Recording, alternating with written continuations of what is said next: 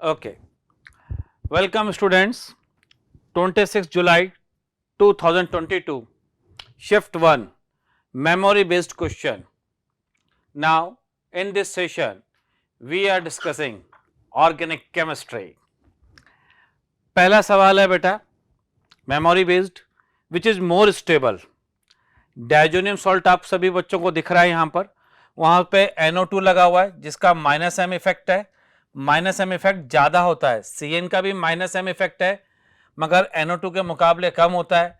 यहाँ पर कुछ भी नहीं है और यहाँ पर जो लग रहा है वो +M लग रहा है. डायजोनियम सॉल्ट की यदि आप बातचीत करेंगे तो इस टाइप का एक रेजोनेटिंग स्ट्रक्चर आपके एनसीईआरटी वालों ने बना रखा है. ये पाई बॉन्ड ऐसे जाएगा और यहाँ पे पॉजिटिव चार्ज आएगा, फिर पाई बॉन्ड वापस रेजोनेंस में जाएगा और यहाँ पॉजिटिव चार्ज आएगा. इस पॉजिटिव चार्ज को डेफिनेटली +M वाले स्टेबल करेंगे, -M वाले लेस स्टेबल करेंगे. तो सबसे ज्यादा स्टेबल कौन सा होगा? D is the right answer. सबसे पीछे कौन जाएगा? A. तो चलिए साहब चेक करते हैं. D सबसे आगे है, A सबसे पीछे है, फिर C, फिर B. कैटायन बनाया कुल मिला के हम लोगों ने. सेम क्वेश्चन लास्ट 2020 या 2021 के अंदर भी सेम क्वेश्चन रिपीट हुआ है. Next, our next question is famous question है बेटा. कार्बोनल कंपाउंड्स है, कीटोनिक और एल्डिहाइड, टॉलरेंस रिएजेंट. ऐसा कोई एग्जाम नहीं होता जब टॉलरेंट रिएजेंट से सवाल नहीं आता है. टॉलरेंट रिएजेंट्स कीटोन को ऑक्सीडाइज नहीं करेंगे, एल्डिहाइड को ऑक्सीडाइज करेंगे.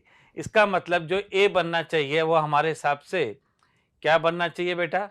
COO- और कीटोनिक ग्रुप का keto group as it is रहा. सोडियम बोरोहाइड्रेट की बात करेंगे.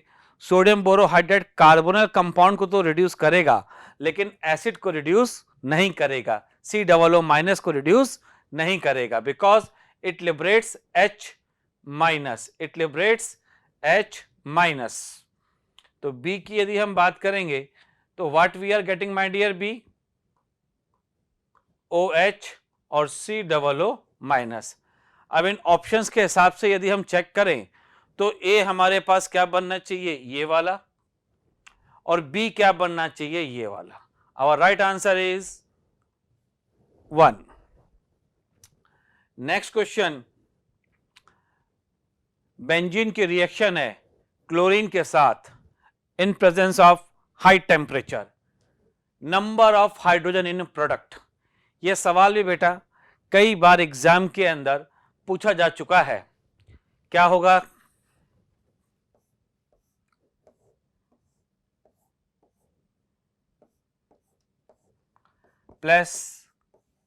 +3Cl2 in presence of H new.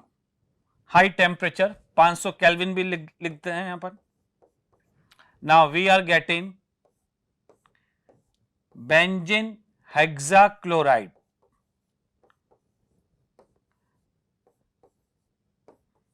BHC, benzene hexachloride. Definitely इसका मतलब क्या हुआ दोस्तों? इसका मतलब ये हुआ कि यहां पे कार्बन टेट्रावैलेंट होता है तो एक एक हाइड्रोजन ऑलरेडी यहां लगा हुआ है.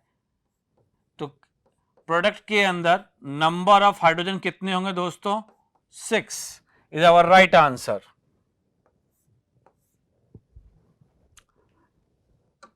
आवर नेक्स्ट क्वेश्चन इज, ये सॉल्यूशन है.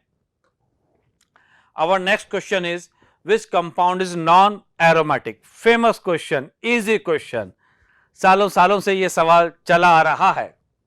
Different competitive examination including JEE. Non aromatic. अब देखिए साहब यहां की यदि हम बात करें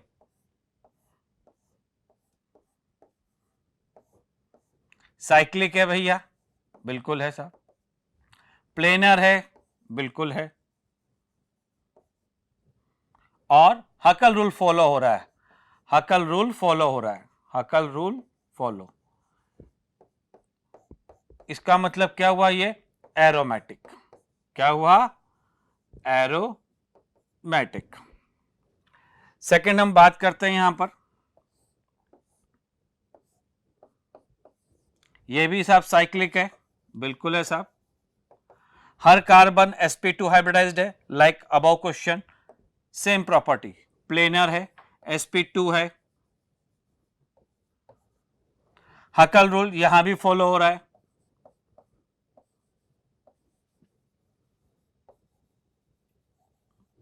इसका मतलब ये भी क्या है मित्रों,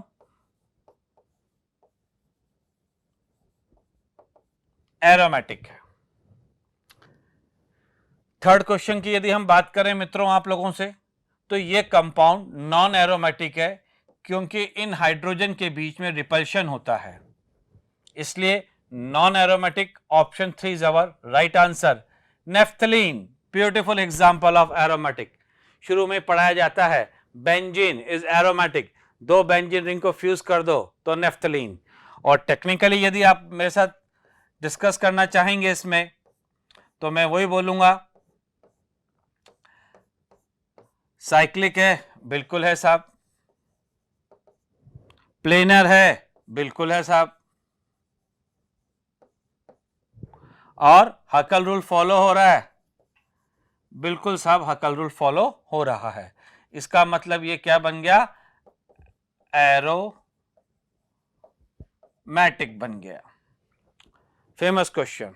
चलिए नेक्स्ट क्वेश्चन की तरफ चलते हैं।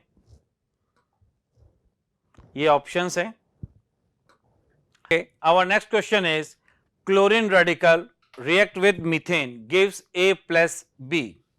Famous question, hydrocarbon chapter alkane के अंदर हेलोजिनेशन में ये रिएक्शन मैकेनिज्म सभी लोग पढ़ाते हैं, बहुत आसान सा क्वेश्चन है।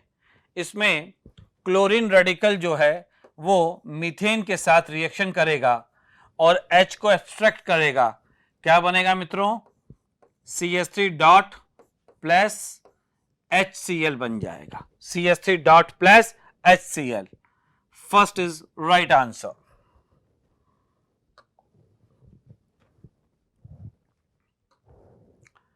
Stearic acid plus polyethylene glycol, detergent chapter है, chemistry in everyday life, detergent topic है।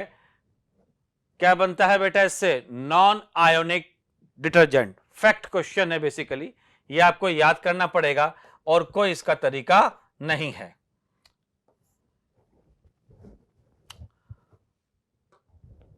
Our next question is PHMgBr plus X gives 3 degree alcohol. अब देखिए सवाल मेमोरी बेस्ड है, हो सकता है ऑप्शंस कुछ और भी हों, मगर प्रोडक्ट यही बताया गया है बच्चों के द्वारा। अब यहां पर एक पीएच है और यहां पर एक पीएच, दो पीएच और एक मिथाइल, यानी कि कीटोन से क्या बनता है, if the ketone react with Grignard reagent gives 3 degree alcohol. तो बहुत आसान है, आपको एक ऐसा कीटोन चुनना है जिसके अंदर एक पीएच और एक CH3 लगा हुआ हो, एक पीएच और एक CH3 लगा हुआ हो। The right answer is option 1। मैं समझा भी देता हूं इसको, PHMgBr प्लस कार्बोनिल कंपाउंड की रिएक्शन हो रही है, उसमें एक तरफ पीएच लगाया है और एक तरफ CH3। ये यहां पे न्यूक्लियोफाइल बनेगा, अटैक होगा, पाई बॉन्ड शिफ्ट होता है, कार्बोनिल समूह का कार्बन इलेक्ट्रोफाइल की तरह ट्रीट करता है, इस पे न्यूक्लियोफाइल अटैक करेगा और यहां C आ जाएगा, ये PH, ये CH3, ऊपर PH और यहां क्या बन जाएगा O-। अब फर्दर H+ की रिएक्शन कराएंगे हम, तो क्या बन जाएगा यहां पर PH, C, PH और क्या ले सकते हैं आप H2O, CH3OH। सही H2O है, NCERT H2O को ही फॉलो करती है। The right answer is option 1। जो भी क्वेश्चन बेटा हमारे पास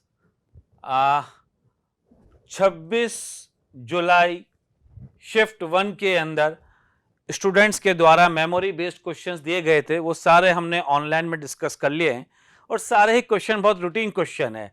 अगर आप लोगों ने बहुत ही अच्छे तरीके से तैयारी करी है, रेजोनेंस का पूरा स्टडी मटेरियल आप लोगों ने किया है, तो ये सारे क्वेश्चन ही इजी कैटेगरी के अंदर हम लोग रखेंगे। हो सकता है कुछ बच्चों को जो पहला सवाल था वो डिफिकल्ट लगा हो, मगर वो भी आसान है क्योंकि वो PYQ रहा है। Thank you.